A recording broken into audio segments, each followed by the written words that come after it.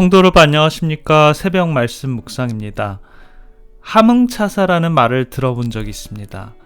이 말은 태조와 그의 아들 태종 사이에서 나온 말인데요. 한번 가면 다시는 돌아올 줄 모르는 함흥행 사신을 이르는 말입니다.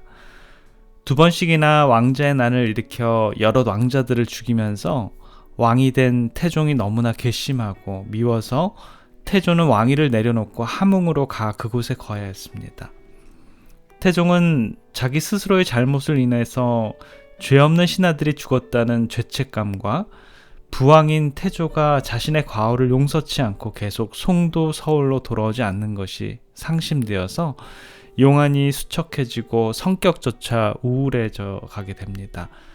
그래서 그는 끊임없이 사절단을 보내었으나 모든 사절단은 화살로 태조가 다 죽였기 때문에 한 번 가면 돌아올 수 없는 길이라 하여 이를 함흥차사라는 말이 생기게 된 것이죠. 아무도 태조를 송도 서울로 모시기 위해서 함흥으로 가기를 원치 않는다는 사실을 안 판중추 수사 부사 박순이 자원하여 함흥차사의 길을 떠나고자 합니다. 박순은 하인도 거느리지 않고 다만 새끼 달린 어미말을 타고 함흥을 향해서 가게 됩니다.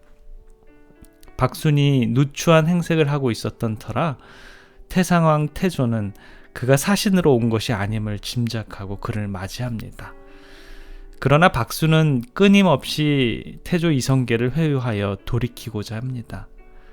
새끼말을 찾는 어미말의 간절한 울음소리, 천정에서 떨어지는 새끼쥐와 어미쥐의 행동, 그리고 이지란이 쓴 글을 읽어가며 태조의 마음을 돌리고자 합니다. 박순이 떠나고서야 태조는 박순이 함흥차사로 왔다라는 사실을 알게 됨지요. 그래서 그는 그의 부하들을 보내 즉시 그를 처결하라고 지시하지만 박순의 인물됨과 그의 호소가 너무나 강력한지라 그를 살리고 싶은 마음이 많았습니다. 그래서 그는 자신들의 신하들을 보낼 때쯤에서 분명히 박순이 용흥강을 건넜을 것을 계산한 다음 그의 부하들에게 이렇게 지시를 합니다. 만약 박순이 용흥강을 건넜으면 살려두고 용흥강을 건너지 못했으면 그를 죽이라고 명령을 합니다. 그러나 박순이라는 인물은 불행하게도 송도 서울로 가는 도중에 중병을 얻어서 3일을 도중에서 더 지체하는 바람에 태조의 신하들이 그에게 도착했을 때 그는 용흥강을 건너지 못했지요. 그는 용흥강 나룻바다에서 발을 오르기 전에 처참하게 죽게 됩니다.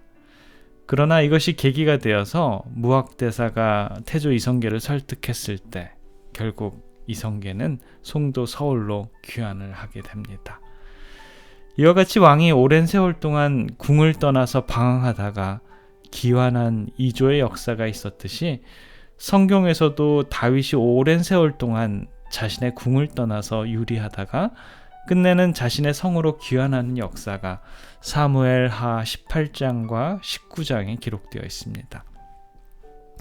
이성계는 자신의 셋째 아들인 방원 혹은 태종이 엄청난 친형제를 죽이는 피바람을 일으키면서 왕이 된 것을 분개하여 자신의 궁을 떠났습니다. 그러나 다윗은 자신의 간음죄와 살인죄 때문에 그리고 자신의 몸에서 난 자녀들 사이에 강간과 대량 학살 음모, 살인들을 일삼음에도 불구하고 이를 눈감아준 대가로 부득불 왕궁을 도망쳐야 했지요. 압살롬이 형제를 죽이고도 그것이 모자라 이제는 아버지까지 죽이겠다고 하자 그는 목숨을 잃을까 두려워서 자신이 지은 다윗성을 급하게 도망쳐야만 했습니다. 그는 다시 도망자의 삶을 살아야 한 것이죠. 그가 젊었을 때는 사울의 손에서 도망쳐야 했고 이제는 늙어서 자신의 아들의 위험에서 도망쳐야 합니다.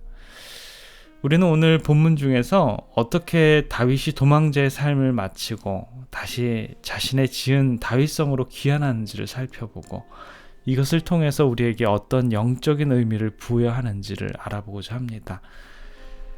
아버지를 왕궁에서 몰아낼 뿐만 아니라 왕궁에서 쫓겨난 다윗을 죽이려고 한 압살롬의 계획은 어떤 영적인 의미를 부여할까요? 압살롬의 반역과 다윗 살해 음모는 철저하게 하늘에서의 반역을 상징하고 있음을 우리는 압니다. 압살롬이 자신의 아버지를 대항하여 반역하고 그를 죽이려 한 것처럼 하늘에서도 루스벨 천사가 하늘 아버지를 반역하고 그의 자리를 차지한 것을 상징합니다.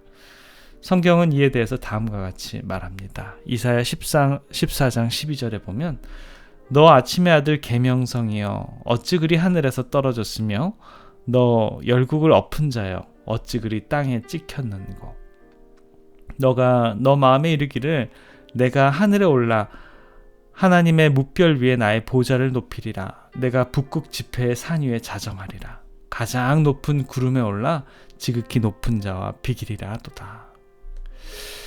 그래서 그는 하늘에서 하나님을 대적하여서 전쟁을 일으켜 하나님의 자리를 차지하려고 한 것이죠. 계시록은 하늘에서의 그러한 사단과 하나님과의 전쟁에 대해서 말해주고 있는데요. 요한계시록 12장 7절부터 9절에 보면 하늘의 전쟁에 대해서 말합니다. 하늘의 전쟁이 있으니 미가엘과 그의 사자들이 용으로 더불어 싸울세 용과 그의 사자들도 싸우나 이기지 못하여 다시 하늘에서 저희의 있을 곳을 얻지 못한지라 큰 용이 내어 쫓기니 옛뱀 곧 마귀라고도 하고 사단이라고도 하는 온 천하를 깨는 자라 땅으로 내어 쫓기니 그의 사자들도 저와 함께 내어 쫓기니라. 하늘에서 전쟁을 일으켜 하나님의 자리를 차지하려고 했던 루스벨이 실패하자 그는 땅으로 내어 쫓깁니다. 그리고 예수님께서도 사단이 하늘에서 쫓겨나는 것을 보셨다라고 말씀하시는데요. 그 말씀은 누가복음 10장 18절에 나오죠. 예수께서 이르시되 사단이 하늘로서 번개같이 떨어지는 것을 내가 보았노라. 자, 그렇다면 압살롬의 아름다움에 대해서 성경은 어떻게 말을 할까요? 사무엘하 14장 25절에 보면 온 이스라엘 가운데 압살롬같이 아름다움으로 크게 칭찬받는 자가 없었으니 저는 발바닥부터 정수리까지 흠이 없습니다. 마찬가지로 하나님을 대적한 루스벨은 굉장히 아름다웠다라고 하는데요. 얼마나 아름다웠을까요? 에스겔 28장 12절부터 14절에 보면 주 여호와의 말씀에 너는 완전한 인이었고 지혜가 충족하며 온전히 아름다웠도다. 내가 옛적에 하나님의 동산 에덴에 있어서 각종 보석 곧 홍보석과 황보석과 금강석과 황옥과 홍만호와 창옥과 청보석과 남보석과 홍옥과 황금으로 단장하였으며 너가 지음을 받던 날에 너를 위하여 소고와 비파가 예비되었도다. 너는 기름 부음을 받은 덮는 그룹이여 내가 너를 세움에 내가 하나님의 성산에 있어서 화강석 사이에 왕래하였도다. 정말 하늘의 각종 보석을 꾸민 것 같이 그렇게 아름다운 인물이 바로 루스벨 천사였다라고 말을 합니다. 그러므로 압살롬의 반역은 하늘의 루스벨의 반역이며 또한 다윗을 대적한 압살롬은 하나님을 대적한 사단 그 자체인 것이죠.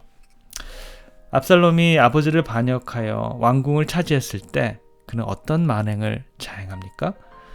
압살롬은 궁전 지붕에 올라가 장막을 치고 사람들이 보는 앞에서 아버지의 후궁들을 하나씩 겁탈하면서 그는 왕궁에서 악을 행합니다.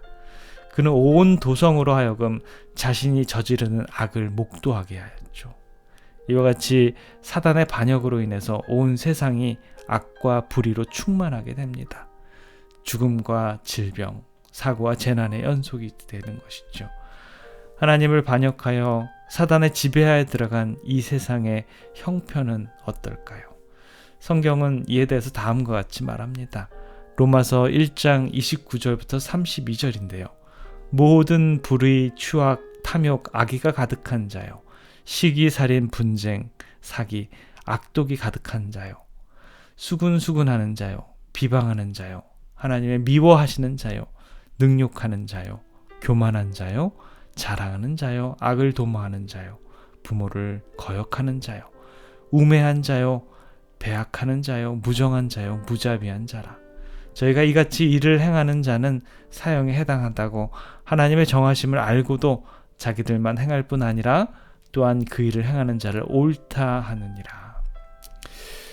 다윗이 떠난 다윗성이 압살롬의 포악함으로 인해서 사람들이 악을 목도했듯이 하나님을 배반한 인간 세상 속에 악이 만연하게 됩니다. 우리는 우리의 눈으로 어떠한 악이 이 땅에 자행되고 있는지를 매일매일 몸소 느끼며 살아가고 있죠. 하루속히 우리 예수님의 재림이 고대되는 마음이 간절한 이 아침입니다. 기도하겠습니다. 사랑의 아버지 하나님, 오늘 저희들에게 압살롬의 악을 통해서 사단의 죄악을 다시 한번 생각하게 됩니다. 사단의 죄악으로 말미암아 인류가 병들고 악한 세상을 살아갑니다. 정의가 허물어지고 사랑과 공의가 땅바닥에 떨어진 이 세상의 죄악 속에 살아가지만, 그러나 우리들에게 하늘에 대한 소망과 우리 주님의 약속은 우리 마음속에 여전히 남아 있습니다. 주님, 하루 속히 오셔서 영원한 하늘을 상금으로 받는 우리 주님의 백성들 되도록 주님 인도해 주시옵소서. 사랑해 우리 구주 예수 그리스도 이름으로 간절히 기도드립니다. 아멘.